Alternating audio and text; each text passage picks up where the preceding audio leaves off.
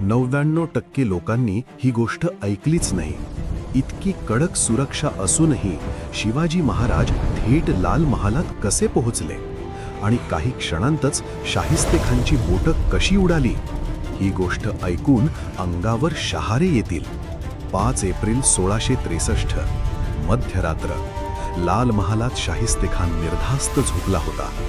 पुणे मुघलांच्या ताब्यात होतं. रस्त्यांवर पहारे, शहरात दहशत.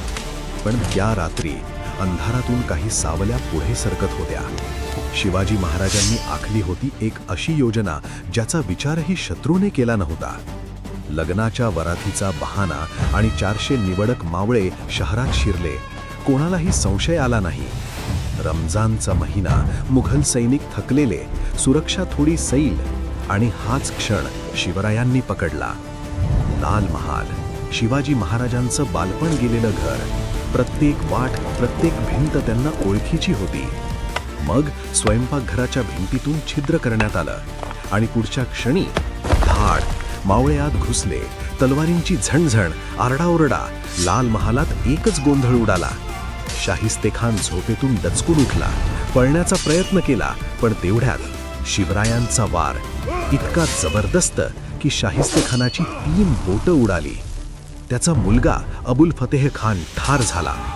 अनेक साथीदार मारले गेले आणि शाहिस्तेखान स्वतः खिडकीतून उडी मारून जीव वाचवत पळाला. एका रात्रीत मुघल साम्राज्याचा गर्व चिरडला गेला. ही फक्त तलवारीची लढाई नव्हती, हा होता गनिमी काव्याचा पराक्रम. शिवाजी महाराजांनी सिद्ध केलं, शत्रू कितीही मोठा असो, धैर्य, बुद्धी आणि योग्य वेळ असेल तर विजय तुमचाच होतो. जय शिवराय. अशा अजून खऱ्या आणि थरारक इतिहास कथा पाहायच्या असतील तर फॉलो करा, लाईक, शेअर करा आणि कॉमेंटमध्ये लिहा जय शिवराय.